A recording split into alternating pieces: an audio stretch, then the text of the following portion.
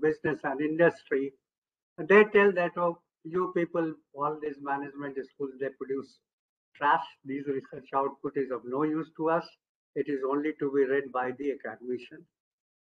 When I talk to my faculty colleagues, research scholars, they say, sir, ye industry wale, they never support us. They don't give us any data. We talk to them even when they permit us, and then at the end of the day, when we want to publish, which Professor Singh says in input, right, they don't allow. So how this jinx to be broken? Anyone can start. On that count, Professor Sai, can I speak? Ajay Prakash. You can, but let's first hear if any of the parents. Yes, you can. Okay. I think for the last 20 years, we've been discussing a lot of these issues in the Strategic Management Forum. And that has out that we should be coming out with Indian experiences. And I think we've been trying for those Indian experiences. But what happens most of the times is they have to be published somewhere in one of those acceptable journals called 50/50 and others. Whenever we are trying to go ahead and publish, then there is an issue. So the jinx, when we want to break it, the issue is the real problems. We are not able to count those. Let's have a look at some of those people who actually worked on the Indian experiences and they've been able to get Nobels. So if we talk about Angus Deaton, 2015 economics, he works on how Indians and their behavior works. Or we can also talk about the special research of Duflo and her husband. And he also gets a Nobel. So he has also worked at least some part of it in India. And that's how we come out with it. But most of them, they get published internationally. So somewhere we need to go ahead and recognize how we can go ahead with the publication and accept those publications. If they are not being acceptable internationally, at least we have some ways in which we can go ahead and accept them in India, because we also have a large populace, a large management crowd which can accept it. And maybe these are the areas which we should come out with. Our researches should be made much more acceptable. Thank you. Okay, thank you. Professor Sahai, all of this is false dichotomy, Professor Sahai. I don't agree with Ajay Prakash. So let me just give you some examples. I think for you take some work which our colleague Professor Ramachandran has done at IMB. Professor Pavan Singh's young colleague Manikandan in IIM Trichy is one of the co-researchers with Professor Ramachandran. So they have done a whole stream of work on looking at the whole question of looking at basically what broadly you might call family business, but basically it is business-owned conglomerates. So there was, of course, some view of Khanna and Palepu and others in Harvard Business Review many years ago, you would remember, on why conglomerates are effective in emerging markets. But both Professor Ramachandran and Professor Manikandan have questioned the logic which Khanna and Palepu came out with. They have questioned this in multiple forms. There is paper in Strategic Management Journal, which is top journal in the management field. There is also a paper in HBR, which is the top practitioner journal as far as management is concerned. And Professor Ramachandran has done extensive consulting in this area using the work which he had published and which came out of this research. So I don't agree with this, that there is some Indian stuff and you cannot publish it globally and all. You choose a relevant problem, you situate it in the literature in such a way that you can bring out the contrast well, and you bring in the rigor which is required to be accepted in top journals. It is perfectly possible to do. And you can combine all of these, but you have to make a lot of effort at the design stage itself, as I said earlier. And I don't think there is some Indian relevance and all. I am not a great subscriber to this. You can actually do work which is rigorous, relevant, and can be published globally. And I don't see any dichotomy between this, but you have to work really hard and work really smart to do it. Professor, on that count, there is just a very small issue which comes up. I will intervene here. Ajay Prakash, please. I will intervene here. Let the panelists first react to the question. Okay. Be allowed to ask one question. That question, kindly, it is only for the panelists for the time being. All of you will get opportunity.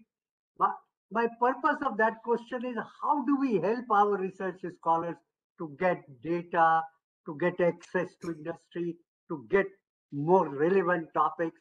That is my question first to the panelists only. I think the answer to that is simple. You have to build credibility. How are you going to build credibility is the question. Okay, you have to build credibility by first starting with what is available. Well, I'll give you a simple example. Many times people ask, how do we get the company to agree to share data for a case with us? First, work with all the secondary data that is available. Write up the case, at least in whatever form you can with secondary data. Then mark out all the gaps where data is required. Show your seriousness, show your credibility. I find most of the time industry is also willing to reciprocate. You go and show up at the company's gate and say, no, I'm this researcher now, give me data. Nobody is going to give you data. So I think all these things, of course, there are challenges. Of course, companies have their own issues about confidentiality, but you have to work systematically at addressing them. Okay, Professor Maitri, your reaction to this? I think I fully agree with Professor Rishikesh Krishnanji. I think because it is all about how to make them to believe what we are, working on that. And if you, as Professor Rishikesh rightly said, if you get all the information, talk to them probably with all that understanding, then we can speak in their language. So once you start speaking in their language, obviously they will accept and they will also, I think, welcome for the data and all. I think that is what the rapport building with the full information is going to make a difference. And I think in larger extent, I think many people are doing, but this issue used to be there. But now that is now getting reduced. But the thing is, just to go and ask, nobody will give that. I fully agree with that, sir. Professor Wolfgang, what's your experience on this aspect of research scholars? Let me just add an additional perspective. I think that today we have more data than we could actually process. If you look into the public side publishing data, but many research alliances coming up, think about guests on entrepreneurship, think about Globe on global leadership and organizational behavior data. We have more data than we can process. So the bottleneck is not data. The bottleneck in my mind is the practical wisdom on how to use it. And in that sense, I call on the institutions and on senior colleagues to much more mentor the younger and mid-career colleagues on how to process them, how to access them, how to connect them. So I don't think it's a fatalistic situation. I think those with experience have the responsibility to pass on their knowledge and say, hey, there are these data sets, there are these data sets, and often then we need to see how we can add value to these international or national cooperations. Many professors have data, but don't have time to write or don't have time to do the background literature review check and whatnot. So in that sense, mentoring, institutional support, and finding one's niche to add value. And then I think we can make much more progress, and we wouldn't need a single extra rupee. It's all there. We just need to connect things much better than we do at the moment. And then we have many more opportunities. Wolfgang, I agree with what you were telling, but some of the research scholars come to me with this, yes, sir, secondary data is available in plenty, but when you write a case, Highway or other good publishers, they don't take on cases on secondary data, they want primary data. True. Then it's all a question of what is sort of the line towards the finish to the goal. If you then have a specific journal in mind with a specific topic, then of course you need to calculate backwards to build the alliances, to reach out. I mean, nowadays the contact details of other professors are all online. I don't think it's a fatalistic situation. It's a question of smartly strategizing one's way to the goal.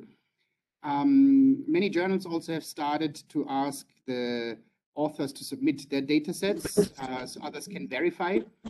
So there are many opportunities, probably more publishing and research opportunities that we can possibly digest over the years. Okay, if other panelists would like to react on this, first I will really have their answers, then we shall go to all the participants. So Professor Jaswal, Professor Singh, and Professor Umakant, if any of you want to express your view on this topic, otherwise we go to.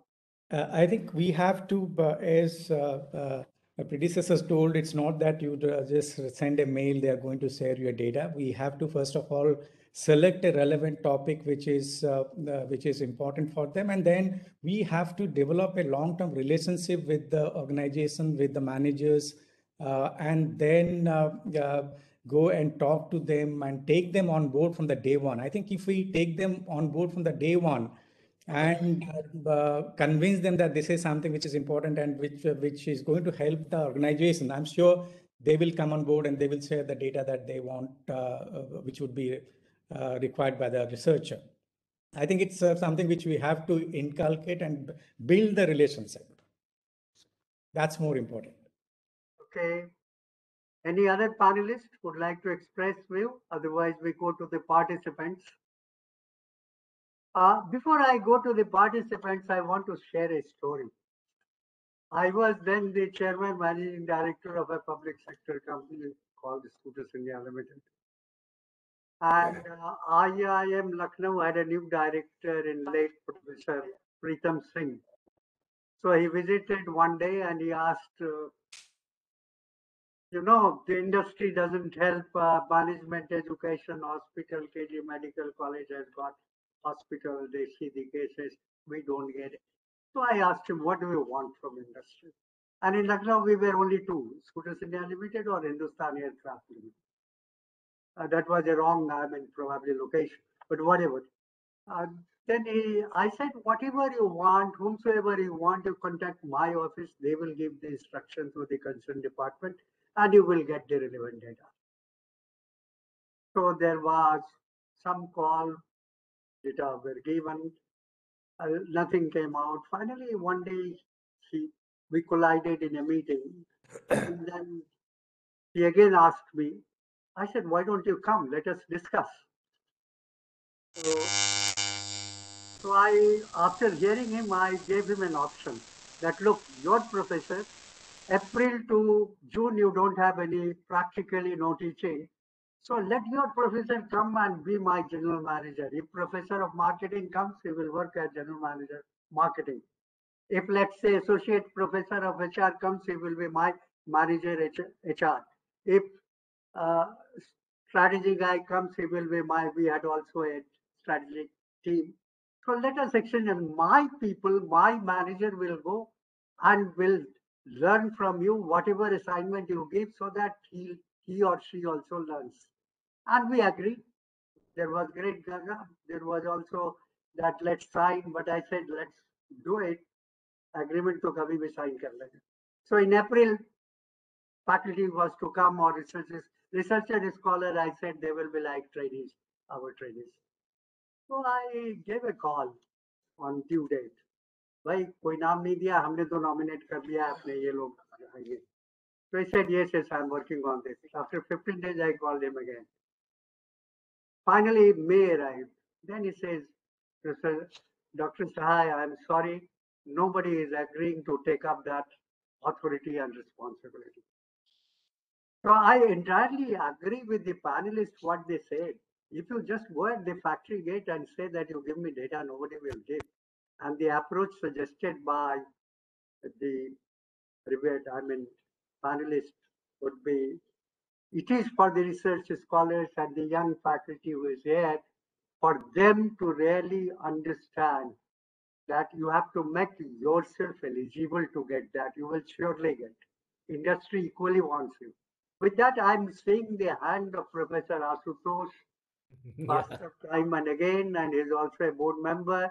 So we have got plenty of questions in the chat box. So we give this term to Professor Asutosh, and then I will ask the anchor to take up the questions from the chat box. So, Professor, Thank you, sir. Thank you, sir. Thank you. Great opportunity. It was wonderful listening to all the eminent faculty here, and particularly my old professor, Professor Krishnan. So I remember fondly the days I spent at IIM Bangalore, and I do agree with whatever he has said. Right, I'll start with him, and there were days when publishing in top-rated journals was something that one dreamt, right? And sometimes the question was that whether India is catching the attention of the world or not. But those would be 80s and 90s. 80s, Japan came into prominence with their methodologies like Kanban and just in time. In 2000, China and India held center stage. So the scholars have been interested and the publishing has improved. So there are quite a few papers and scholars have published in top-rated journals, and it is probably not such a big deal now as it used to be earlier. Having said that, I would like to add that the democratization of publications, right, democratization of research is something that should be central on our agenda as well.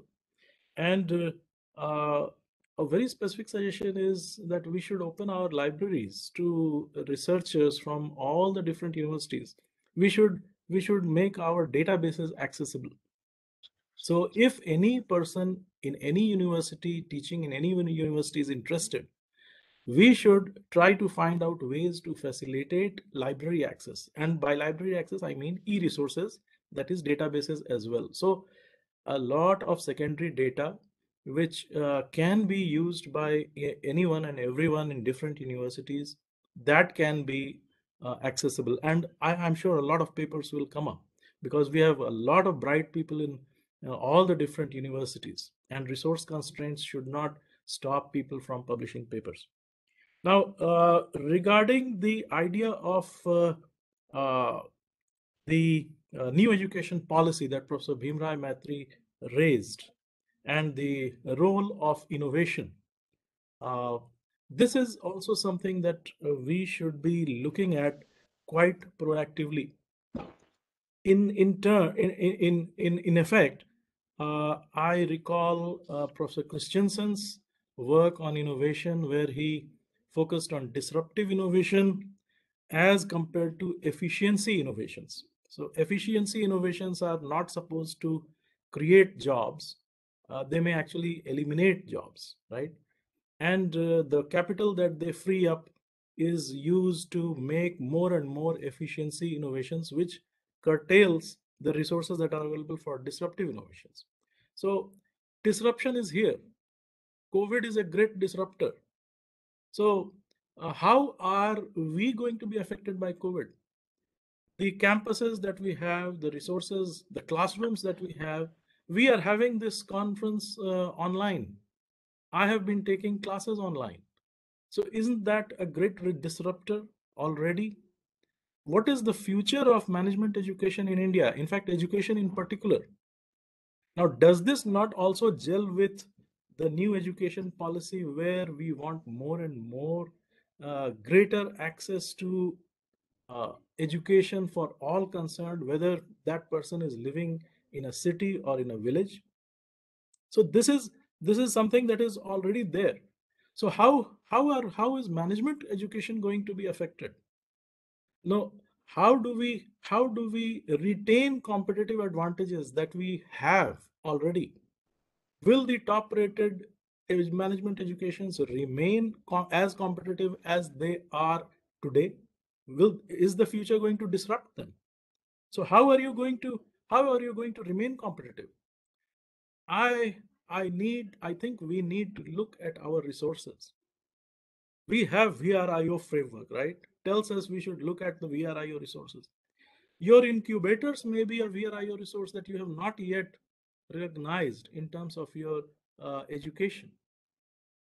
When we are looking at how do we differentiate ourselves from others, we may use the incubators as the research in classroom, which Professor Jaiswal and others have been talking about.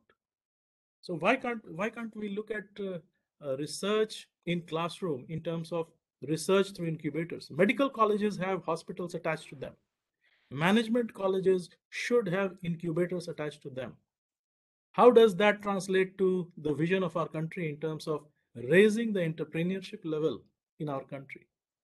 So these are some of the ideas that I wanted to share with you. Thank you.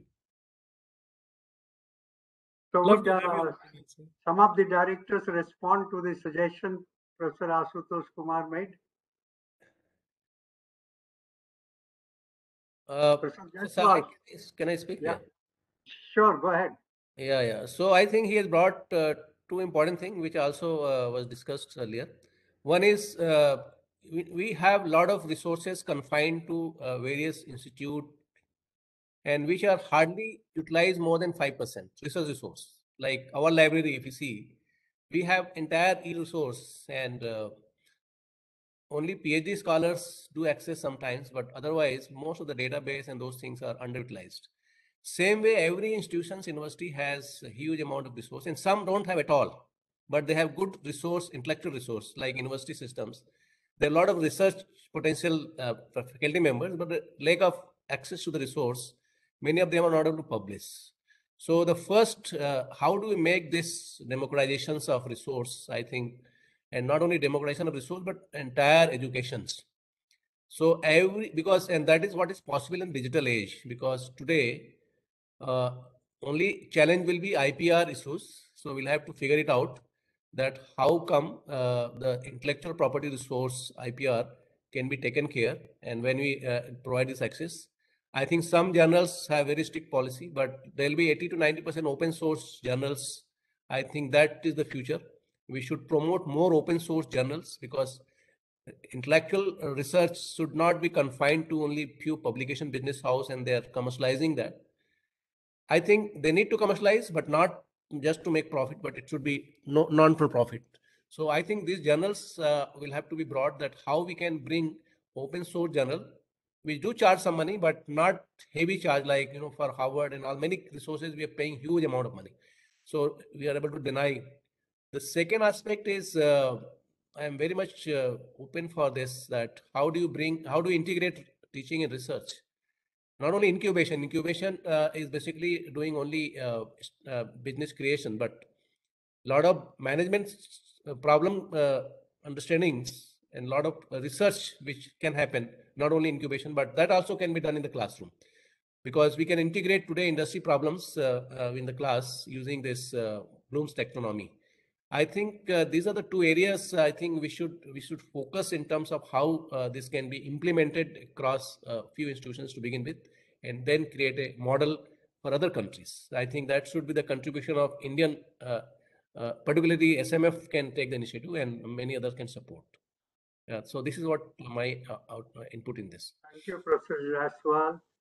We are left with hardly 10 minutes. So with the permission of the panelists, can I request Anchor to take up the questions in chat box? Riti, please. Sure, sir. Thank you so much. I'll take a couple of questions here. So there is this question from Adamika. She puts up a question that when we are so focused on ABDC journals for career progression, how to balance genuine research inquiry? Also, not everyone has the right training and maybe even capability to crack an SMJ, but maybe an A or A star journal, even though I'm not interested in the topic, but we still see surge of tourism, sustainability related topics, etc. So how, this is an open question to the panelists.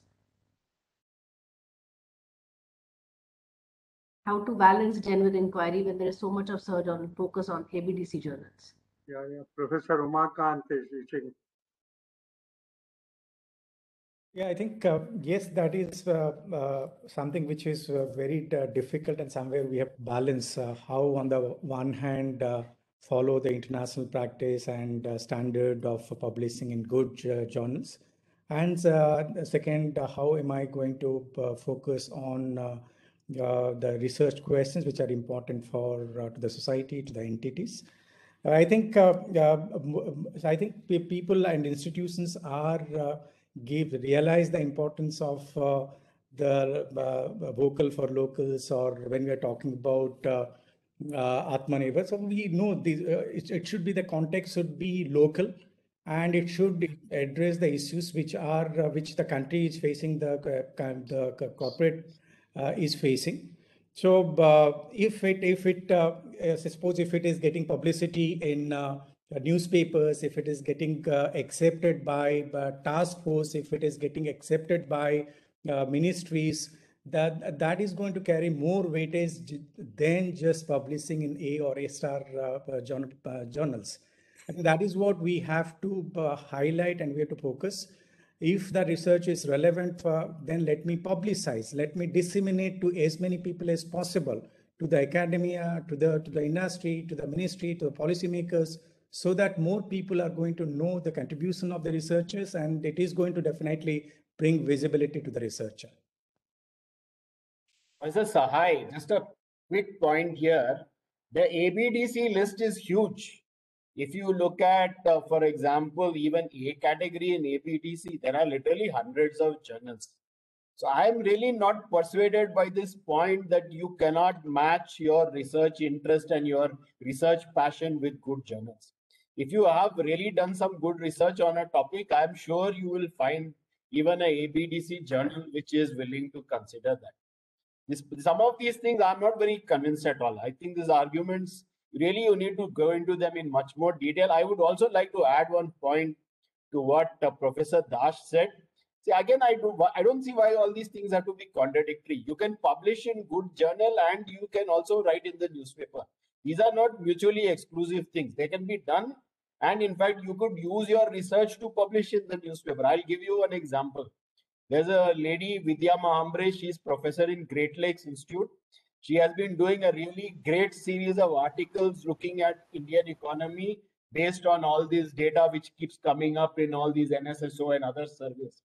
The work she is doing, I'm sure in some form can be published in journals. And there are a lot of interesting policy insights which she has been writing in the newspaper. I really don't see why these have to be contradictory to each other. Thank you so much. Next question. Yes. So this question is from Aditya Chandak. He wants to put up a question to specifically Dr. Pawan Kumar. He says that if MBA isn't specifically about learning, but it's about learning the art of asking questions, then how particularly can we learn that art? Well, that question comes in the context that professors in the class should be able to create inquisitive mind, because at critical juncture, when the students will go to professional field, professors or the parents would not be around to face the question, and you have to give the answer. That's why in comparison to giving right answer in MBA classes, we should be more emphasizing on creating a faculty, a mind that will raise right question. Now, question is how to inculcate this particular kind of a skill. You see, I'll just quote Rudyard Kipling, who was the 7th Nobel Prize winner in literature and first in English. For example, he said, I keep 6 honest serving men. They taught me all I know. Their names are what and why and when, and how and where and who. I humbly call it 360-degree approach. Suppose I want to understand a concept. Suppose Jaipur is a word. I want to understand this concept, where it is, when it came into prominence, who were the rulers, how it is developing, how it is compared to other state capitals. See, when I try to capture this question from 360-degree angle, I understand Jaipur well. Second point is that there are many creative triggers. For example, in Strategic Management Forum, strategy management is very clearly connected to innovation and creativity. It can be past, present, future. How India has been doing, how we are doing now, how we can do in future. There are many triggers for it. There are many creative ideas for it. Third can be advantage, disadvantage of doing anything. The fourth can be trying to find common factor between two apparent disconnected things. So there are many ways through which we can help students to develop that fertile mind. Over. Thank you, sir. So there is this another question from Sudhakar. He wants to know many institutions have started hiring faculty with focus on research and faculty with focus on teaching as distinct. So will this be a norm and is it a good idea? Krishnan. Yeah, this is a good question actually. So I think we have been talking about this for quite some time, whether we should have separate tracks for research and teaching or whether we should insist on both. But I like the approach which IIM Calcutta takes. When IIM Calcutta looks at faculty, they look at three elements. They say teaching, research, and service. And they say we expect you to be outstanding in one, but very good in the other two. So basically, you will have one pillar which will probably be stronger than the other two, but you still need to have a minimum level in all three. At least in an institution like ours, we would largely believe this, that you need to be at least research. I mean, forget, even if you ignore service for the moment, research and teaching, we would expect everybody to be at least above a certain minimum level, which we might place quite high. And then in addition, we would expect people to be outstanding in one or the other. But the way our current tenure system is structured, we will expect at least in the early years, everybody needs to be outstanding in research. I think that's the way it is. Of course, it could vary from institution to institution. And just remember, even people like accreditation agencies, they quite recognize the fact that each institute will have its own vision and mission and its own priorities, and they are quite willing to look at the institution in that context. So if an AACSB does accreditation of IIM Bangalore and they do it of another business school which has a greater focus on teaching, the way they will evaluate the research output would be quite different. They would expect your research output to be aligned with the mission of your institution. So I think that's a reasonable position to take. Riti, you can take the last question. There are plenty in the chat box, I know, but this will be the last. Sure, sir. So there is this question from Kanchan Pant. He says that in order to start a research, we solely depend on literature review. However, new areas like digitalization, CPS, privacy may not have much literature. So shall we not do an industry review along with the literature review to identify a gap?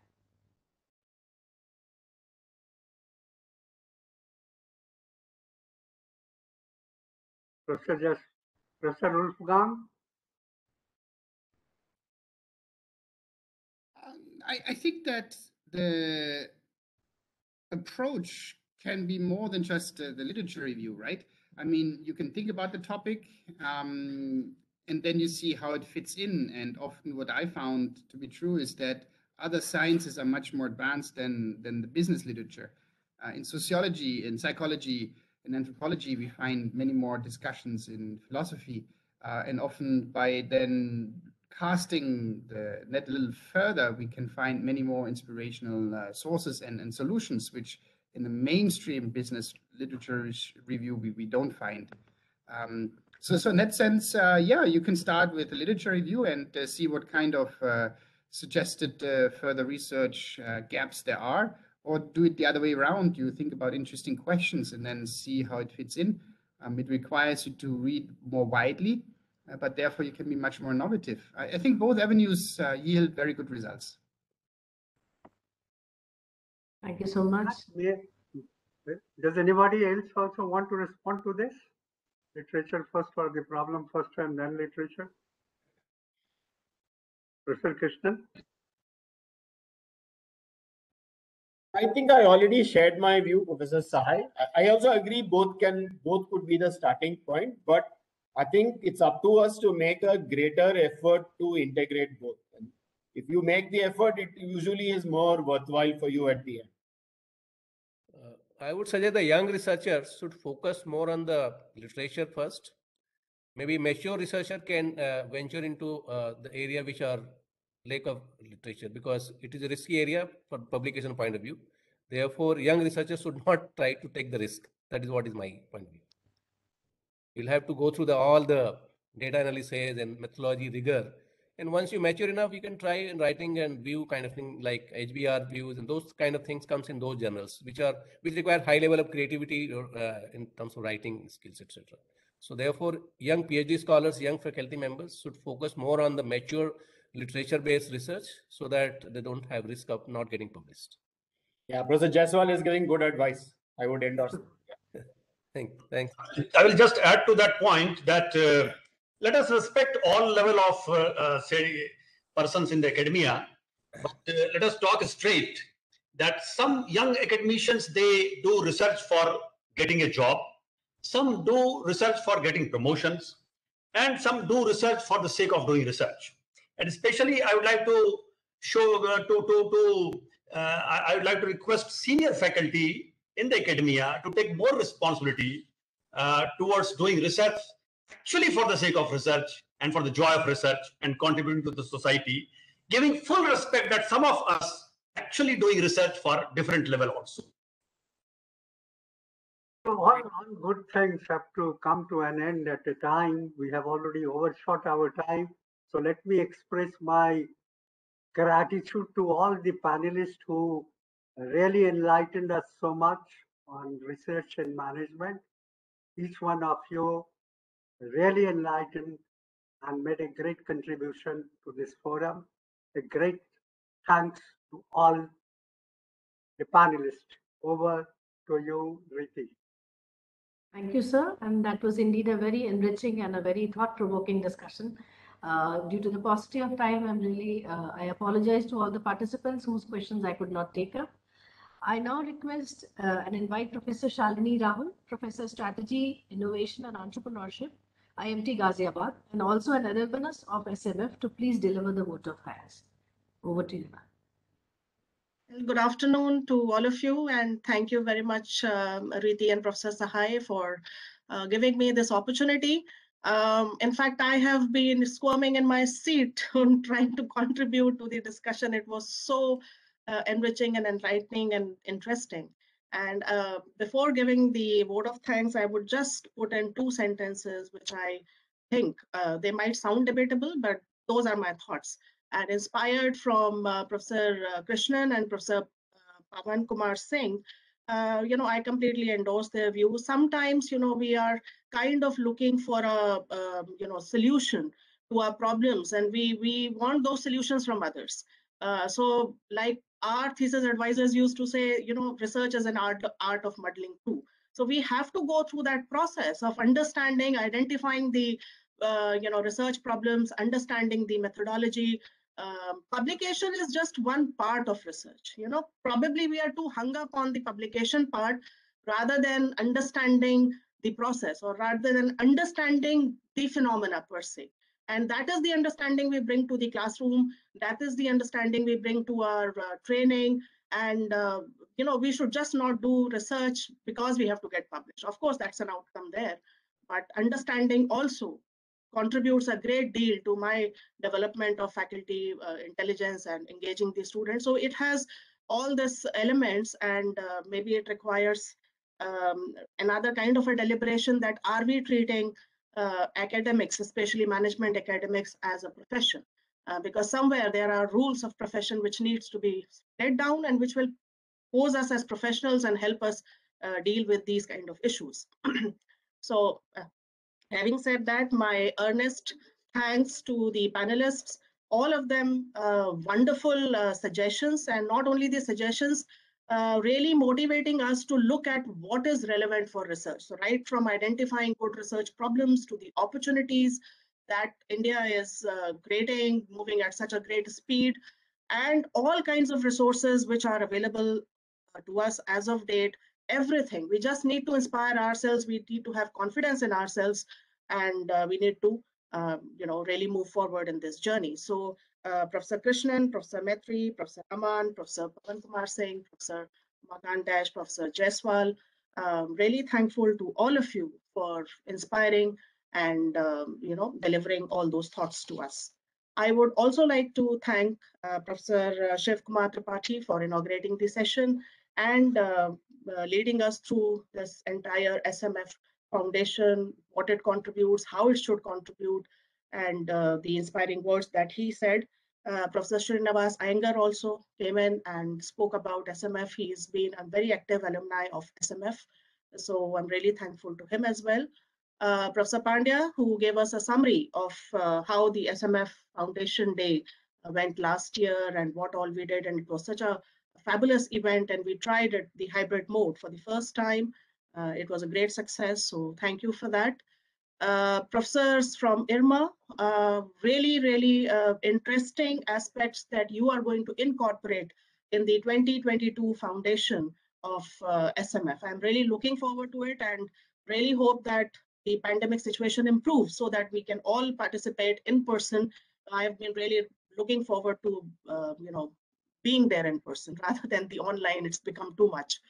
And of course, Professor Sahai, now he's the Secretary General for SMF. He's been a very inspirational figure to me personally, but to all the participants who are present over here. He's a great motivator, great researcher as well, and always supports all kinds of initiatives which people want to undertake under his guidance. Last but not the least, Professor Krishna Kumar. I can see him there, and really inspired by him at this age also, the kind of energy he has, the kind of ideas he has, the kind of debates he's able to stir in the minds of researchers, commendable. So we really need people of his stature to be there and guiding the researchers or academicians, whoever want to be in touch with him. And my heartfelt thanks to hundreds of participants of SMFI who decided to spare their time and join the sessions today. There were more than 400 plus participants today. It was a great opportunity to see some of you. Of course, many of you could not switch on the camera. So, but I was trying to figure out where have we met and how we connected, at which particular forum. All those memories were coming back. So thank you very much for participating in this event. I look forward to many more such events. Please also give us an opportunity to organize many more such of an event. And please understand, SMF is a great facilitator, but the onus of doing research, good teaching lies on us. So we have to really take this control and use whatever is available in terms of intellectual capital, expertise, wisdom that is available on the forum to make our careers better. Thank you so much. Wish you all the best. Thank you so much, ma'am. Strategic Management Forum has been engaged in promoting knowledge creation and dissemination through conferences, workshops, and faculty development programs. Strategic Management Forum is now launching a focused initiative on case writing and publishing to encourage and support early researchers and young scholars in building their research acumen. I invite Dr. Shiv Kumar Tripathi to please take the discussion forward. Over to you, sir. Thank you very much, Professor Reddy. After a wonderful panel discussion which has set the foundation for why this initiative, I take this opportunity to share in a few minutes that what this initiative is all about and how we are going to move forward with this. Professor Rishikesh Krishnan mentioned in the very beginning that any research needs to have a combination of both the theoretical rigor as well as the practical application. So I think this part of the event is going to align more on the practical application of what the theoretical foundation we have built in the previous session. During the panel, 2-3 points came up very promptly, and that was one was open access, innovation in research methodology, and collaboration in knowledge resource sharing for creating and disseminating the relevant knowledge. And considering, in fact, these three are the pillars why we are launching this particular initiative. Already in forum, Professor Krishna Kumar sir is mentoring a number of cases without any publication target. And this also supports this. Recently, we have initiated one initiative, Educational Alliance for Sustainable Development, which focuses on the global south, countries in the global south, that how we can collaborate in making the knowledge access resource optimized or sometimes even free. So this case initiative fits into that. And what we want to create, to develop a process of co-creation mentioned by Professor Pawan Kumar Singh and Professor Jaiswal and Professor Maitri, that how within the class we can assign the cases, we can develop together with the students, maybe some local examples, maybe some nearby examples. It could be 2-pager, not need be 30-pager Harvard style case, but that feeds into the further co-creation and knowledge dissemination process related to the management, and which is very much contextualized. So now I have with me the team panelists. Professor Krishna Kumar sir is there, Dr. Ansh Kimagovich, Professor Hitesh Shukla ji, Dr. Vikash Khasgiwala, and Professor Kamal Bhome.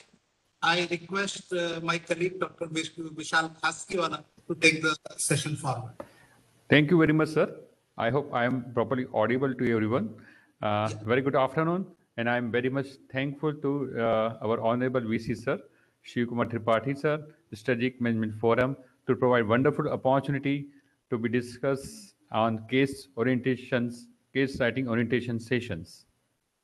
Being academicians, we know that we are performing three major things to serve to the society: teaching and training, research, and consultancy. And we know that training is very essential process of changing people, their knowledge, skills, motivations, attitude, and behavior through instructions, demonstrations, practice, participations in other techniques. Effective of learning increases as degree of exposures and feedback increases. The traditional learning methods of teaching talk about talks, lectures, and addresses are giving to the method of participative discussions. But a case method of training which considerably give attentions on situational factors and practice-oriented knowledge. And apart from this one, it also have popular involvement-oriented process for skill development and attitude formations. So we can say that a case is a slice of organic reality which impart real learning, supplement the concepts, and adding a practice-oriented dimensions. When we talk about background information of the case, so the Harvard Business Schools first opened its door in 1908. The case method of instructions was just an idea of the schools. The first dean, Mr. Edwin E. Gay, envisioned an approach to the classroom teaching. HBS has published its first case study on General Shoe Company in 1921, which is written by Mr. Assistant Dean Clinton Biddle. So we know that, and this is the emerging way of case-based learning. So when you talk about case-based, like in science and engineering, we have laboratory and workshops. But in our management and business educations, we don't have any workshops. The case-based learning provides a platform for discussion and practice-oriented approach. So in Atmiya University, we are imbibing a case-based learning in our course curriculum, where we are able to provide exposure, demonstrations, and business practices to our students. So thank you very much. With this, my note, I request Professor Krishna Kumar, I am Lucknow sir, to share his wisdom on action research for cases. Over to you, sir. Professor Krishna Kumar sir, I am Lucknow. Over to you, sir. Are you able to hear me? Yes, sir. Perfectly fine, sir. Sir, I am no more a regular faculty of I am Lucknow. I am retired one. So since people know me because of my association with I am Lucknow, so that continues. This is going to be shortest presentation I ever had. Shiv and Professor Khasgiwala, how many minutes? Sir, probably it's very good to be here, conclude in 10 minutes, sir. 10 minutes, very good. So thank you. If I present for 5 minutes and 5 minutes for questions, will it be okay? Perfectly fine, sir. No issue, sir. Very good. Then can you give permission to share a screen? Yes, sir. You can share your screen, sir. Just a minute, just a minute.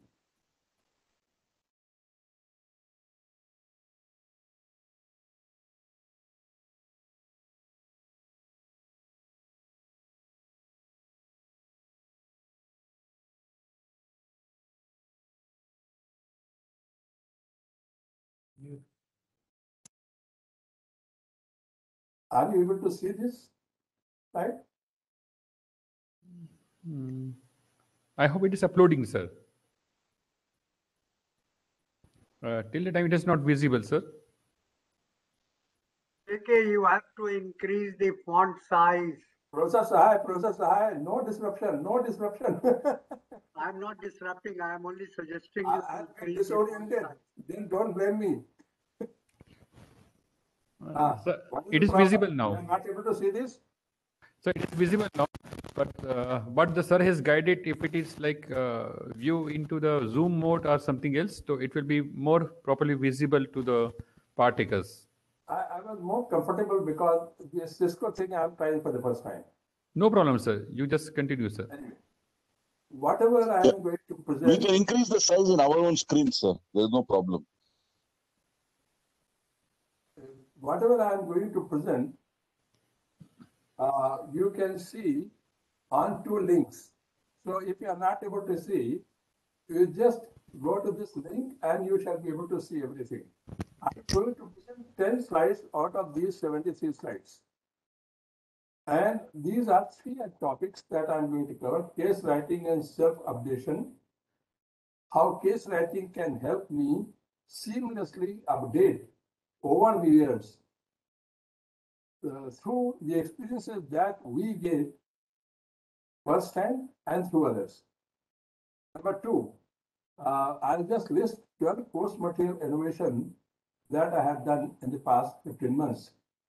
And last, but not the burning question that we have already been facing, to publish or not to publish through repeated publications. So this third question, you can go to page number 73 of this slide and you'll have some fascinating data. So I'll not go into details of it. Can you achieve what you could do by not going through repeated publishers? That is, you'll never be able to achieve if you go through them. Number one. Number two, I start with first one.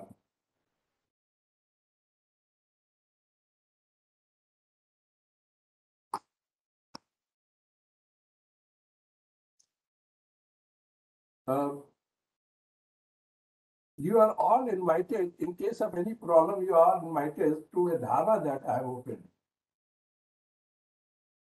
And this dhaba has many things, including how to go for COVID care, oxygen, nursing, vaccination, cooking for family, etc. It also has all the history that I have. And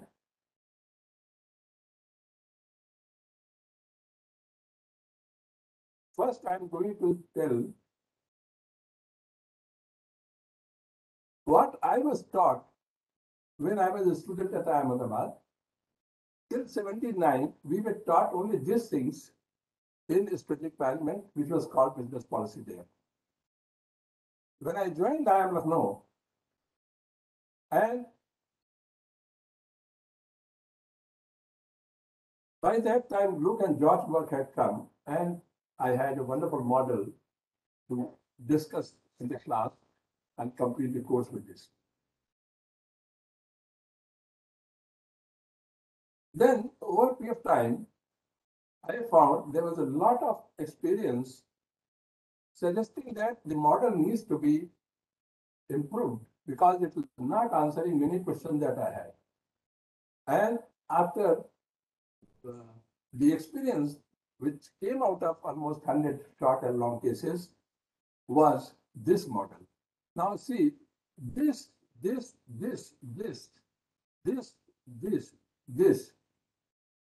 this came out of the cases that I had written. And if you want to know how it came out through the cases written, these are the cases which are highlighting different things. It was a little difficult for me, but you can always see any case that you want just by going for hyperlink. See, if you go for a hyperlink file, You are able to see this case. So like this, you can keep on writing cases, modifying your concept of framework and update it seamlessly. The advantage is you can go to class midnight because this is all developed by you. You can go to class midnight, and if a student wants, sir, can you illustrate with this? You have these cases. If you want this cases. And since you are familiar with these, you can take class ex tempo midnight. Try it. Another thing which came out, which was very interesting with the last work that I had was, up to this I knew. But when I went to try like a foolhardy, how to make an oxygen generating plant, which was first of its kind in the country, because a small plant of 50 liters per minute oxygen generation based upon PSF technology attempted to have cylinder filling capability also. So just a 22 lakhs plant in block levels in India, 10 plants each can take care of 100 beds and can take care of 1,000 people nearby. And thus, with 15,000 crores of rupees, you can ensure oxygen to all the countrymen in the country without a problem and with a cylinder which people can carry to villages from block level. And this I found, you might see something interesting. In the blocks, it's hard. I find after 75 years of having, out of which for almost 45 years, I was either a student or a teacher, or 10 years of retirement. It has not been brought. Then a strategic management, if you are not able to put your heart, you will never be able to see it through. To me, it looks, if your heart is for that, which others use the word passion, concern, and all these things, I did not have money. This was an example. SM Forum was one example. I am Calicut was another example, and this was third example. I did not have any resource which normally are sought for implementation of the study. Neither I had money, nor I had land, nor I had labor, nor I had buildings, nor I had manpower, nothing. And as a foolhardy, you are doing it. And it comes, if your heart is for saving the life of people, every other resource can be organized. But you cannot substitute the role of heart. And that was my powerful learning, to field of experience of doing something which people have been taught in hospital attached to the medical college, like that. Why don't we have something attached to the institution? We had this thing in the first 4 batches of IIM Lucknow, that at the final year, after passing out, they have to take a life project.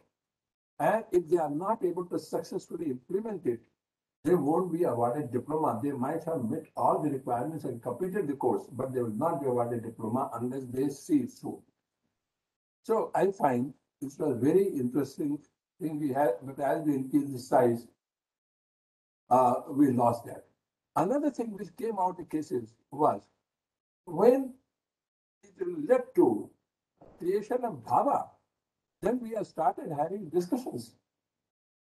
And believe me, in IIM Lucknow, I struggled to have 1 or 2 or 3 conferences, panel discussions, or colloquium. And in this dhaba, we have been able to have 17 such events in just 13 months. And one of them, the topic was new product development. And I find a whole technical and management education, you can check for yourself. On the supply side, supply chain wise, it is focusing only on this. And even on this, while there are 6 different kinds of resources are required, they are focusing on 1, 2. So to me, it looks, are by any chance, are not, is it likely that we are going fundamentally wrong in our whole approach of holistic education? We are only having half education in management and technology institutions. We are not able to attend to whole supply chain. We are not able to use the whole resources. So if something can be done through automation and intangible resources, it will never occur to you if you have been taught only financial resources and human resources.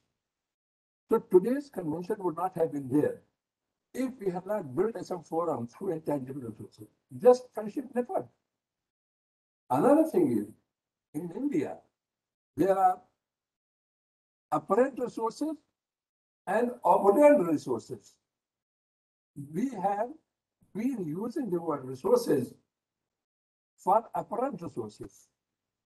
What we need is not only apparent resources, but operant resources, resources which are working.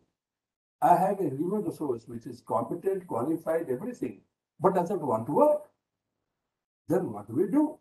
So we need, and these are major gaps I find which you face day to day when you find things are not working out. And these are all coming out of case study. And therefore, in the new product development you find, we teach product life cycle, this thing, and little attention is paid to new product development, embryonic stage. There are 4 sub-stages, each one requiring different resources.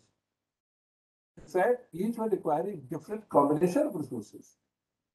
And if we start with this and we are successful, we fail here. If we start with this, we are not able to sustain it.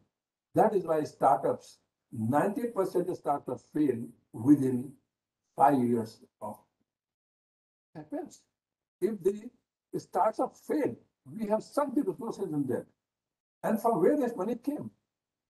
From public pocket. And can we afford to do that? If we do that, and we are not focusing on this, how to make it successful, in that case, we are going to have all our resource providers like commercial banks also going sick, not through big businessmen, but through startups. Then I go to quickly, the innovation that I was talking was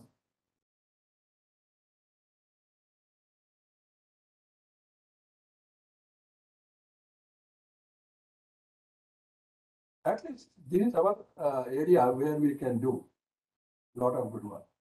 Yes. So based upon that, I wrote a book, Understanding Strategic Planning in Simple Management. In a simple manner, it's spoken on implementation. And problem is not writing book. Problem is how to take to readers. So first thing was, e-book was available. It was available online through Pussy.com. But you can reduce the cost to half at your end. You just buy e-book and print yourself on A4/2. And you have half the cost. Half the cost will be reduced. 20 lakhs rupees, we follow this particular size, that is textbook size, course material, we'll be saving in an institute like I am for 20 lakhs Xeroxing cost itself in 2009. And this session was from 1992, how much we have not saved. So you can have case book and also, then I tried to divide to make it more handy in 4 parts. Then these 4 parts are small books which you can keep in your pocket.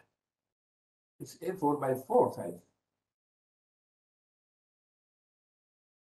Then there is a vanity edition. That is in a small bag. You have the books, you have a portable mini audio system with SIM card, 16 GB SD card. This audio system has been developed by us. Means at my home with a friend who is my nephew, we created an audio system because in Corona period, when we wanted an audio system, we got it very cheap at 400 rupees from a shop. But when I went there next time, it was not available because Chinese imports were banned. So what do we do? Do we stop educating? So we created a audio system ourselves. And then one more improvisation we had. If you take it to remote area and there's no charger, the audio system, which is Chinese, you cannot replace the battery. It is only on charge mode. So we modified it so that you can replace the battery also. You carry 6 batteries, cells A333, and you can go and attend class or discuss anything. By that time, your what you call power backup will be restored, and you can go ahead with that.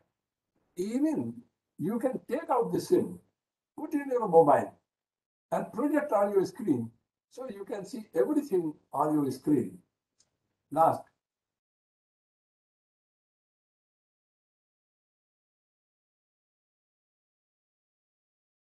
So these were the innovations. How dramatically now, then I found there are people who are not able to afford even 10 rupees, 15 rupees. So we created free books portal. All these books are available free. Also, for example, you may just look at this. There are 50 cases. You can see any case. It's a watermark. If you don't want watermark business and you want to have fresh printable copy, then I have one thing where it is put on a server which is somewhat slow. Please have a patience of 1 minute. You will see something wonderful. This has been done only 3 days or 4 days back. So I am sharing with you, and this not for talking of innovation that I introduced, innovation that all my faculty members can do it and use it to customize course material, dramatically reduce cost to zero. So if you have zero cost, what is your ROI if you get 1 rupee? So whether you get 1 rupee, 2 rupees, 3 rupees, 4 rupees, 5 rupees, your ROI is going to be infinity. And that is something, a radical departure for the past learning. If you want to pay this particular thing a little, the server is slow, that is why we are facing. But I'm quite sure as soon as it is available, you'll love to do that because this is what we need if you want to have open access system.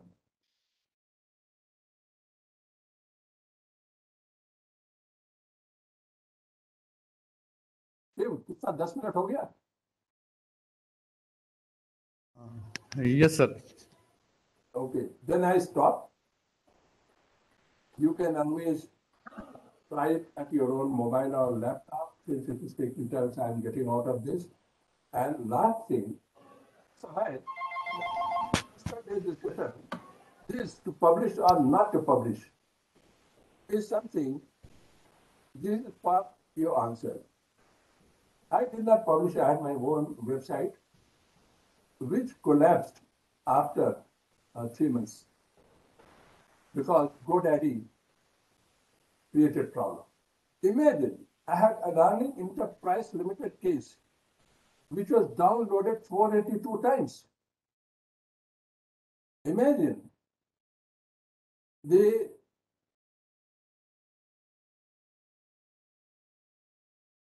in no way I could ensure that I could have every case you can count. It is only a period of 3 months from October 2019 to January 2020.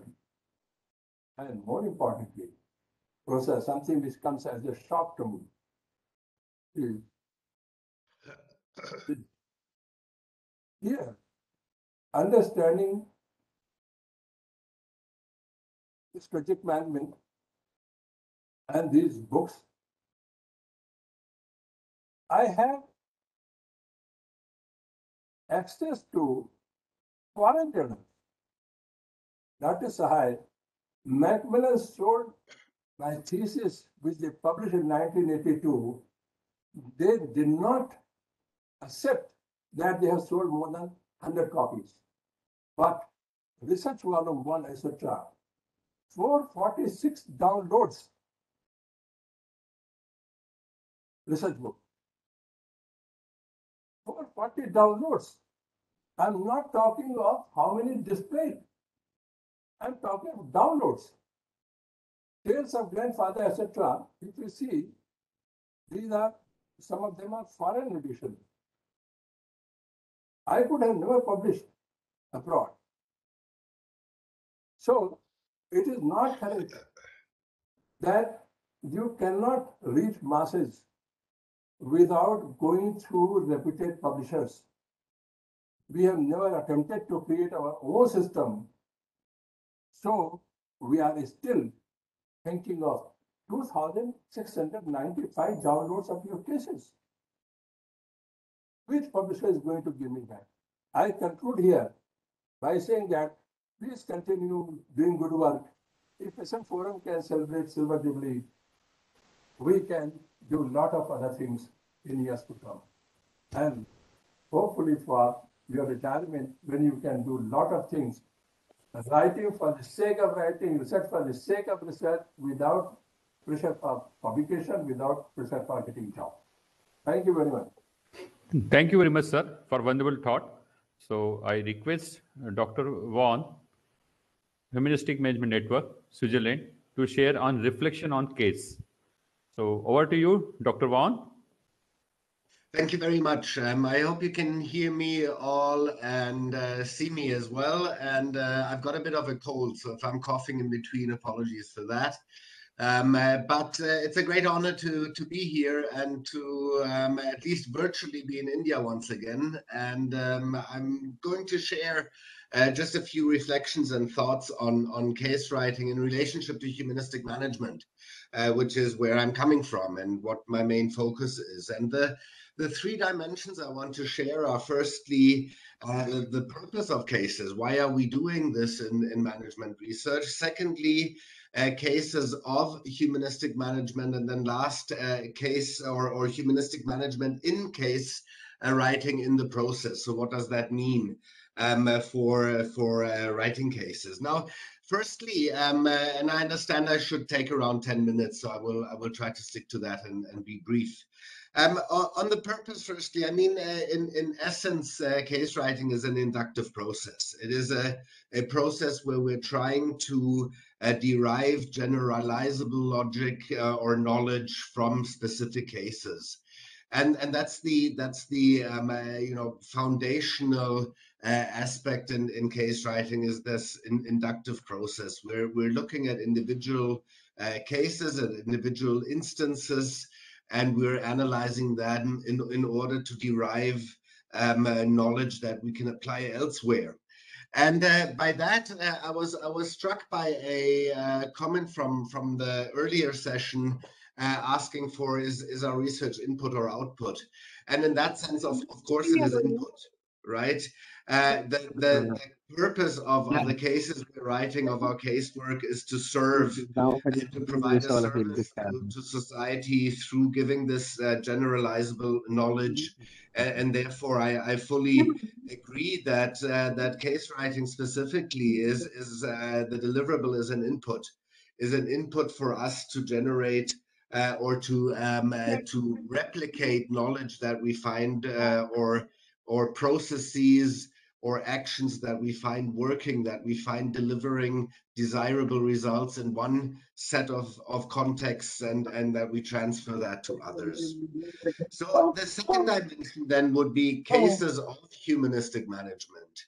And there we have, one of the products or the activities we're undertaking in the Humanistic Management Network is a book series that we're publishing at Palgrave Macmillan. And there are 2 case study collections out there now, and the third one is just being submitted. So we're having quite a few cases on humanistic management. And what they share is basically that they cover at least one of the 3 key elements of how we define humanistic management, being firstly the unconditional respect for the dignity of life, and secondly, the integration of ethical considerations in management decisions, and thirdly, the active and ongoing engagement with stakeholders. And so I'll just give you a few short highlights on those 3 dimensions which are covered in these cases on humanistic management. And firstly, dignity for life is something that is on one side, it's very agreeable. I haven't found any executive yet, any researcher yet, any person I've been discussing humanistic management with who said that dignity is irrelevant, or dignity, the concept of dignity doesn't make sense. It is something very agreeable, and at the same time, we find that it is incredibly difficult to actually make it work in the organization. And that's basically on 2 core dimensions where the challenges lie.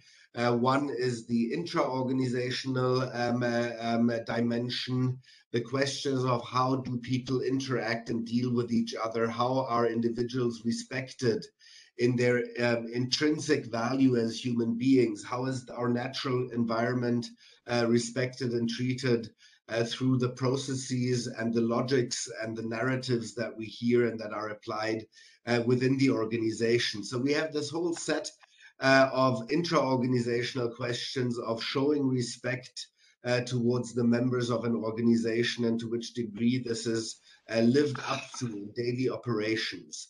And I have yet to find a senior executive that will, once they open up, once you develop a relationship, and once you're talking in a more informal and honest way, I have yet to find a senior executive that will not be able to share an experience where he said, at this point, quite early in my career, I did not feel respected. I felt my dignity was violated in the work context. So respecting dignity is something very agreeable, but it's at the same time, it's something very hard to implement and to actually live up by in an organization. And the extra-organizational dimension similarly is the whole question of how do I affect people through my activities, through my business conduct. And that sort of summarizes the first dimension of cases of humanistic management, which is the question of respect for dignity. And we do find, of course, check out the books that we have on this. We do find organizations that really do pay specific respect towards or attention towards respecting dignity. Second question is the integration of ethics in management decisions. And what we find, and business school have played no small role in this, what we find is that for decades, we've been teaching a one-dimensional goal set for business organizations, which is to ensure financial success, to maximize profit, however you want to frame it. And we're luckily moving away from that now. And the question is, what do we supplant it with? And one thing I would argue, and we argue in humanistic management, is we need to integrate ethical considerations in management decisions so that we move away from what we call a corrective logic and implement an integrative logic on questions of sustainability and responsibility.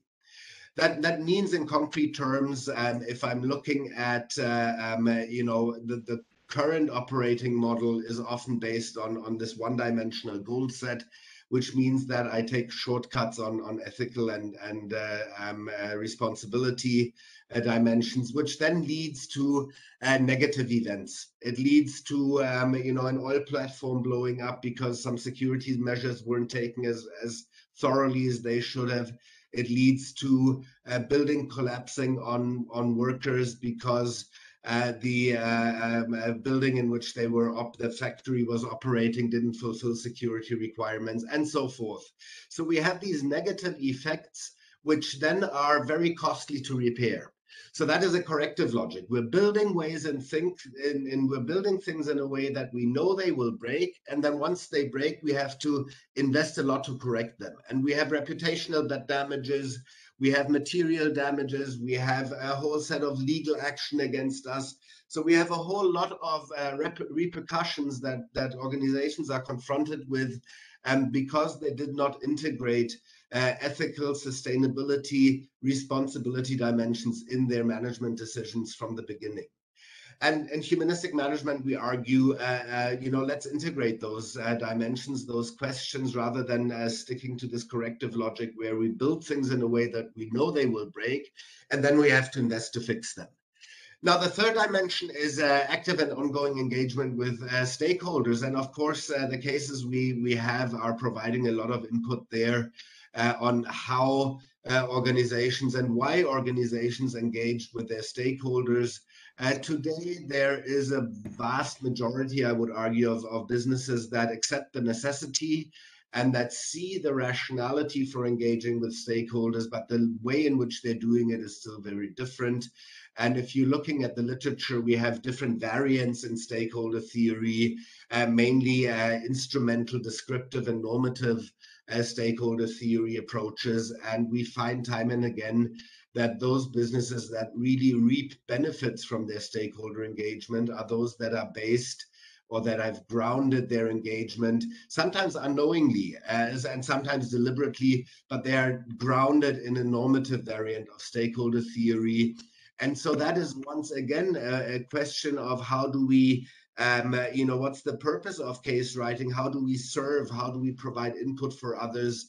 One example here would be to underline that basically the successful cases we find for stakeholder engagement are grounded, are anchored in a normative variant of stakeholder theory.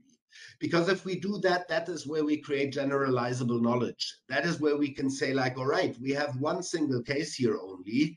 In this case, we can observe successful implementation of stakeholder initiatives. But what made them successful? Well, one thing that makes them successful is being grounded in a normative variant of stakeholder theory, meaning that we're accepting stakeholders as representative of interests of intrinsic value. In essence. And so that is something that we then should underline so that we have this function of providing input. Now, the last dimension, and I'm aware the clock is ticking, the last dimension I want to highlight is humanistic management in case writing. So not what is it about, but how do we walk the talk in the process of doing this ourselves? Because I think we are talking a lot about corporate responsibilities, about business ethics, about social engagement of business organizations, but we also need to look at academic responsibilities. And not only as academics talk about the responsibility of business organizations, but also see how do we fulfill that with lives ourselves. And in the case writing process, if we're transferring these 3 steps of humanistic management to the case process and aim to walk the talk, firstly, of course, I mean, it is showing respect towards the actors of your cases. Your cases are grounded in portraying the characteristics, the actions, the conduct of organizations and individuals in those organizations. Show respect to these organizations and individuals. Be genuine and be benevolent in your assessment of these organizations and people. That doesn't mean to be, overly nice to brush over misconduct or anything alike, but it means to show a fundamental respect and an awareness towards knowing that these are individuals that you're writing about and that what you're saying about them has consequences. And so show respect towards the actors in your case would be the first way of transferring this to the process of case writing. Secondly, the integrating of ethical considerations in management decisions. What does that mean for case writing? In the case writing process, I think that means to ask yourself if and how your case will support which kind of conduct. What is the knowledge that you want to transport? What is the generalizable aspects in your case that you want to communicate and that you want to support others with by providing this case? And then the third question, the active and ongoing engagement with stakeholders, very clearly interact with the recipients of your cases, interact and talk not only in the review process after you submitted the case, but long before. Start to engage with the people who are your interview partners beyond the interview itself, who are other business organizations in similar conditions that could learn from your case. Other academics, your colleagues, your students, interact with the stakeholders of your case from an early stage. It will help you make your case more relevant. It will help it make your case more applicable and more useful. And that is in essence what we want. And I want to close with one dimension that was highlighted also in the previous sessions on the purpose, getting back to the purpose, to why do we do this? We do this to serve society. The purpose of case writing is not to forward your career. The forwarding of your career is a result of writing great cases. But the purpose of writing great cases is to provide other organizations, other researchers, policymakers, a whole range of stakeholders, provide them with input, with concrete examples of how we can serve society in a better way through business. And with that, I want to thank you very much once again for the invitation, and I'll hand back over to the moderator. Thank you.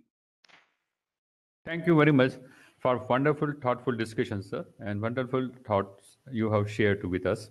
So I request Dr. Hitesh Shukla, sir, Professor, Surashtra University, to share the importance of the case. So over to you, Dr. Hitesh, sir. Yeah, okay. Thank you, Dr. Kasgiwala, for making the ground clear. I have to talk about why should we write the case studies. When we look at the case writing, I say that management educations more happens in the classroom, but more happens in the market. It is the role of the teacher to connect the market with the classroom.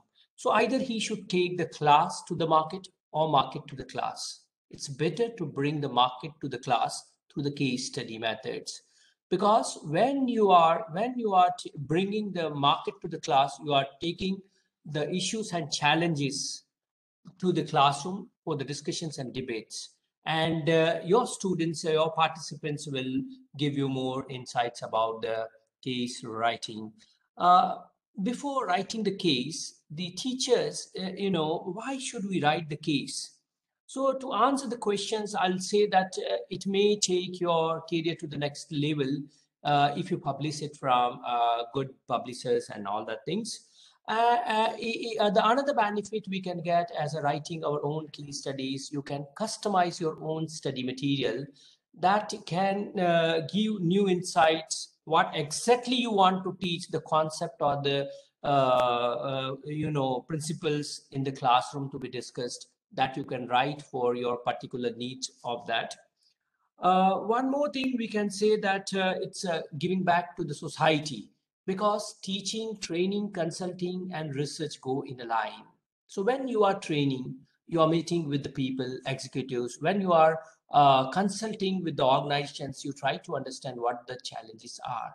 Many times, even consultants focuses on more on the symptoms and not on the real problems. So if as a teacher, as a writer, as a case writer, we can identify the right kind of problem and we can focus on that, And we, in terms of case writing, it's called the hook. If I do remember when I was studying in IIM Ahmedabad, there are cases in that only one line is very important, that is the hook. And if you can identify that, develop the reader's critical thinking on the case issues. So considering all the things, one should think that what exactly I want to write.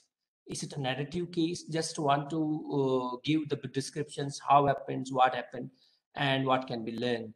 It's some situational learnings are there, some selected data samplings and provocating issues, live cases, interviews, even that gives you qualitative research and you can take it forward, simulations and multimedia cases. You may write initially for your own understanding, for your own classroom teaching of small case slates, and then to a complex containing as many as 20 pages cases. When we talk about writing the cases, before writing, the writer must be clear what type of cases do I want to write. Is it a field case? If it is a field case, you please go with an open mind and visit the organization. Don't go with a preconceived notions of mind that this I want to write a case on this particular issues.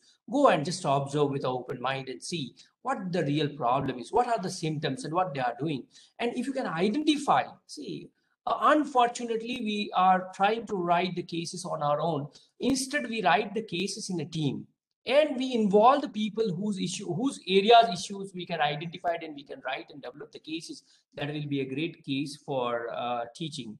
So it's a field case. Is it a library case or is it an armchair case? It's a full case or mini case that I already talked to you. So that we have to identify before writing the case studies. It's a good story, including a dialogue, create empathy with the main characters of the or protagonist of the case, relevant to the readers, serves the teaching functions. You must take care of that. And of course, the dilemma. I talked to you about it has to have a hook that one should identify and one should think about it.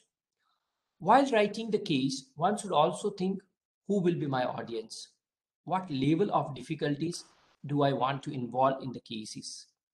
Depending on the level of your students and your class, is it undergraduate, postgraduate, or executive classroom teachings? So you have to make it relevant for that and prepare on that.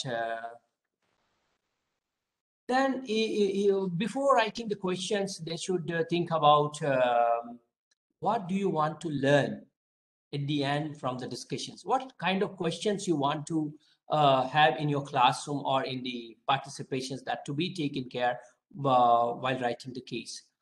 What concept or applications you want to have through this case? It's to be clear. What are the issues that you want to raise in the discussions? It is to be clear in the mind of the writer, the background materials, the opening questions, and finally, it should be clear in the mind of the case writer, how will I going evaluate the participant? If it is for the MBA or management students. And to conclude, I would say, case method is a very interesting method where learning happens for both the parties. That is to the students, I mean to say participants, as well as for the professor, who is a facilitator in the class. See how? Because the interactive nature of the method in case discussions, the teacher constantly encounter the fresh perspective on the old problems. Because the generations comes and their view of thinking at the problem from the different angle, we can learn or we can discuss. And other way, we can test the classic solutions to the new problem. So it's a win-win situation for the participants as well as to the facilitators. So this is all from my side. Thank you very much for the opportunity. And over to you, Professor Vishal Kaskiwala. Thank you. Thank you very much, sir, for wonderful insights. And I request Professor Kamal, sir, Regional College of Management, to sum up the session and vote of thanks. Over to you, Dr. Professor Kamal, sir. Okay. Thank you, Dr. Vishal. Good afternoon and greetings from RCM Bangalore. Really, we feel proud to be associated with this Silver Jubilee Conference of the Strategic Management Forum. In RCM Bangalore, we encourage students project on case writing. We followed the three basic principles. Number one, all the postgraduate student must do one case study on local issues. So it will be very live and close to practices. Second, these cases we generally publish in our institute's archive. Avoid the big publications. So it is useful for the students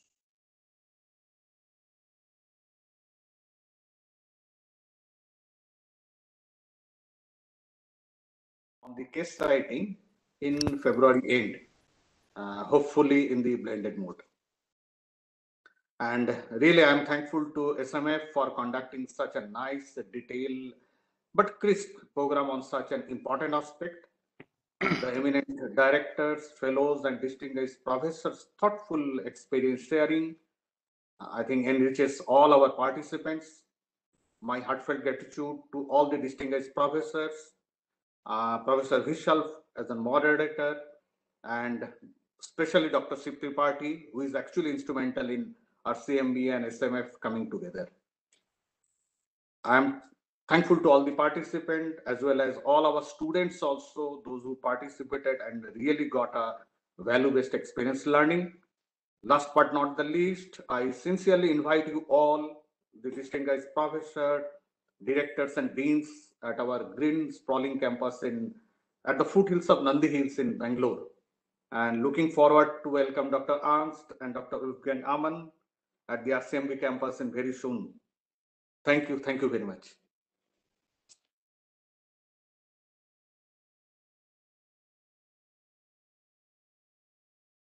Thank you very much, sir. With these wisdom words and inviting we all dignitaries on your campus, I request to be on our honorable VC sir for ending the meeting, sir.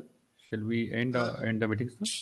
Thank you, Dr. Vishal. It was a wonderful session, crisp and very informative. And I think this is the beginning because this was the orientation session where we touched about the action research and we touched about how humanistic way of writing the cases we can integrate and how we can take it forward. But now the real responsibility comes on us that how to drive these initiatives. And as Professor Bhaumik mentioned and Professor Shukla mentioned that we need to develop the process of co-creation so that it can be a part of our classroom teaching. So, and our publications should not be restricted. It should not be for only few, but rather, as you mentioned, Professor Kamal, that you have your institutional publication system where it is accessible to everyone. So I think we need to collaborate more on this, and we need to form a group of the scholars. We have mentors, Professor K.K. sir is there and Professor Sahai is there. So given such a great mentors team, we can take it forward and at least we can publish some cases, if not 100, at least 50 in the first year, and we can take it forward. So now if you have any specific question, I think Professor Riti is there with us. If there are any specific questions, 2 or 3, we can take it forward from the participants. Otherwise, we close it. Professor Riti, what do you? Sure, sir. Thank you so much. So I cannot see any question in the chat box as yet, but in case anybody wishes to ask online, they are free to do so. We still have a couple of minutes to spare. So is there any participant who wishes to ask any question? They can Hello, ma'am. Yes, please. Hi, my name is Surma. I want to ask one thing about on research, that can we do research on a topic which has been done earlier, like not plagiarism or anything? So can we move forward with we don't know which topic we should continue, that we have to research, so like that. So professors, you might kindly like to take it up.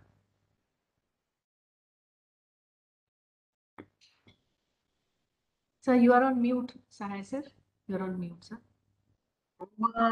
please tell us whether you are an MBA student or a PhD student. Because I'm an MBA student, sir, first semester from Regional College of Management, Bangalore. Even at MBA level, you can do research, and in fact, that is where we lack very badly in comparison to American, European, Australian, or Japanese university. Even Chinese universities have taken up where during MBA itself, any master's program, not only management, but be it social sciences, physical sciences, you produce a thesis. And I don't know, at MBA level, most of you go for a summer project. That also can be a very good research output.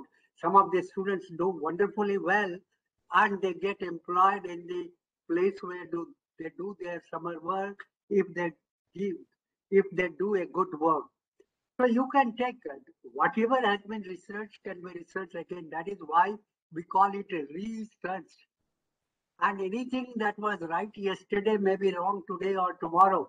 It's not nothing is Shashwat Satya, nothing is eternal truth. The truth also changes over time, over period, from which angle you look at. Same building, if its plan is different, its elevation is different, its side view is different, its isometric view is different. So if some topic has been researched, as a student of MBA, surely you can do it again. Okay, Nobody sir. restricts. Thank you, sir, so much. Thank you, Surma. Anyone else? Any questions? Just to add, maybe, I think that the question you have to ask yourself is not so much has this been done already, because it'll be pretty difficult to find something that has not been covered in any kind of shape or form before. But the question you should ask yourself is, will this add value to my readers? So can I add, even if it is something that exists already, can I add something? Can I highlight a specific dimension? Can I complement the existing literature? Can I summarize a whole set of work on a topic in a way that it becomes meaningful and valuable to your readers? And I think that should be more of the driving factor for you as an MBA student than asking yourself, is this something that no one ever has covered in any shape or form before? Because it doesn't really matter. Chances are it has been covered. And secondly, what matters is, does it add value to your readers? And that's what you should strive for, I think. Okay, sir. Thank you, sir. Thank you so much, Professor. Any other question? Thank you. I think, Professor, if we can request Professor Sahai for some concluding words, and with his concluding thoughts, we can close the session. I think the concluding word should come from Shiv is there. Srinivasan has not talked. I am seeing Dr. Srinivasan is there. So let him give the concluding. I'm absolutely here since morning. So please Sir, I'm there since morning. So please give the concluding remarks. Sir, since morning I'm there. I'm in the chat box actively. Professor Shiv Tripathi gave the opening remarks. The concluding remarks should be yours, because let me inform everybody that it is Professor Shiv Kumar and Professor Srinivas Iyengar who had stitched this program together. They deserve the credit and all the participants, obviously. Sir, thank you, sir. Thanks a lot, sir. All your with all the seniors' blessing. Since morning I am there. I'm there actively in the chat box. So we wish to carry forward a few more active case study workshop and models. Those students, even we are absolutely interested to interact with any institute, any student. Absolutely, money comes not a primary intention. I think many B school directors are there. We try to extend our network. We try to interact with the students, even if they are planning to write case. We are ready to extend our services. We may take help of the other senior faculties from SMF Forum. We already started interacting, sir. It's our pleasure. On this auspicious day, the program was started by the very senior people and supported by IIM Ahmedabad, Bangalore, especially from BIMTech, IIFT, and IIM Kozhikode and Lucknow. So we try to extend this facility to everyone. All people we are benefited. It is a time to give back to SMF. So we are privileged and honored to work closely with more program in near future like that. Thank you, sir.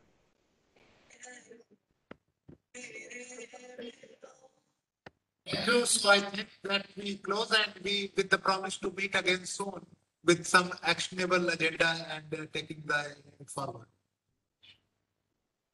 Thank you so much, everyone. Thank you. Thank you. Thank you. Thank you, sir. Thank you. Thank you, Riti, ma'am. Wonderful. You have done a fabulous work. Thank you so much, everybody. Thank you. Comparing the fantastic program on schedule. I'm happy we could able to complete it on schedule. Thank you. Absolutely. Thank you, sir. Thank you so much. Sahai sir, can we wait in the room or? Sahai sir, is there anything you wish to discuss with them later?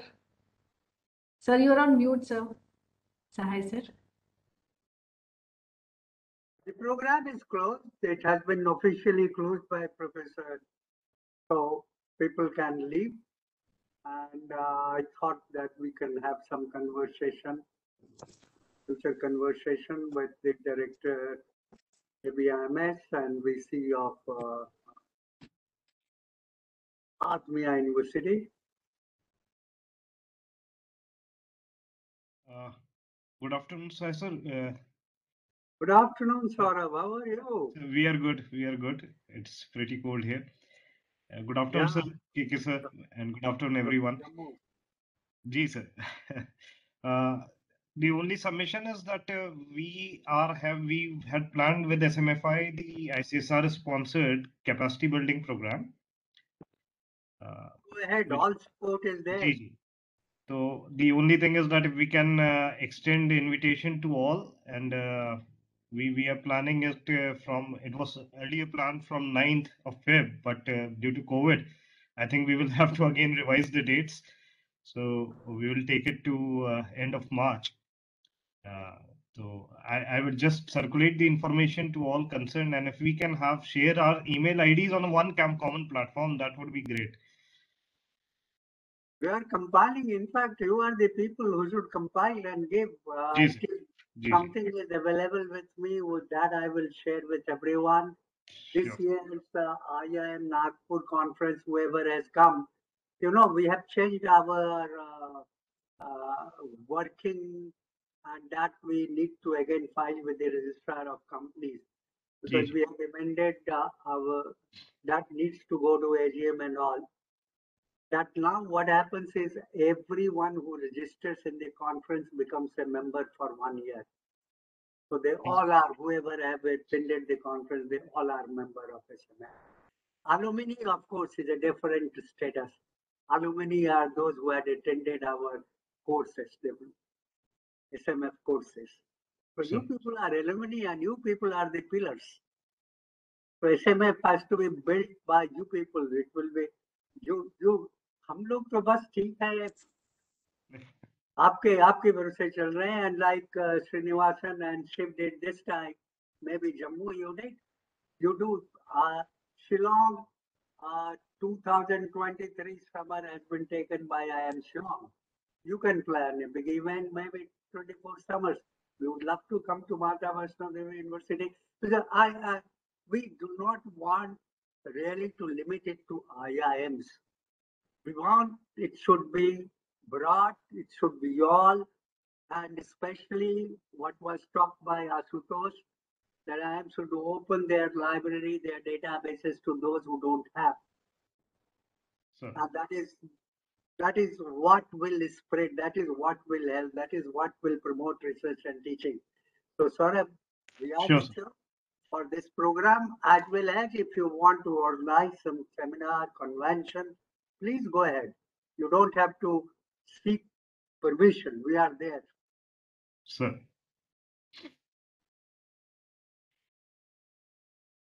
Okay. Jesus. Okay, so bye.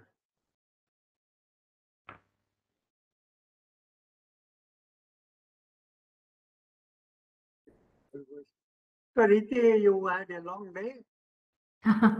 No, it's absolutely. I have no objection. Otherwise, I was thinking to have some chat with Srini and Shiv. I think we can request the participants to leave if they wish to. Some of them are still Absolutely. there. Can you do that? Can you do that? Yeah, sure, sir. So I'll just do that. Congratulations to Professor Srinivas and others. Congrats. So, I'm Professor Bhavnarayana from Hyderabad, sir. Yeah, congrats, a very nice program. Can I leave? Sure, Yeah, sir. surely. Thank you so much Right, for thank attending, sir. Thank you. Thank you.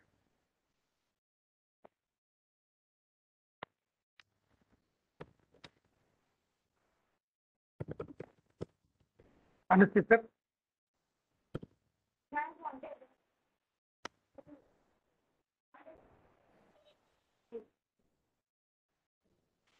And I think the the host. I have requested Professor Ashish. The host could log off everybody. Yes, I have requested. I have requested Professor Ashish to kindly remove. Alpesh. So, to end the meeting, Hare Yes. Ash. He was there. Yes, sir. Thank you, sir.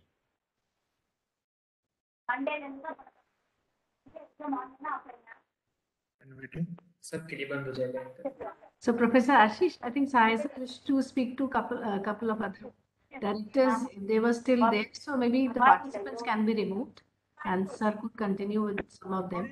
We can talk later on. yes, I think. I don't want to force people out. Let them be there. If they want to have, many of them may be knowing each other. They would be wanting to talk to each other. So Shiv, I mean, my special thanks once again to Shiv and Srini and to Riti, the anchor. And with that, I am leaving the meeting, but I will be connecting to you, Shiv and Srini, for the future. Thank you all. Thank you. Thank you very much, sir. Thank you, Professor Riti, and definitely look forward to it. Thank you, sir. Thank you so much.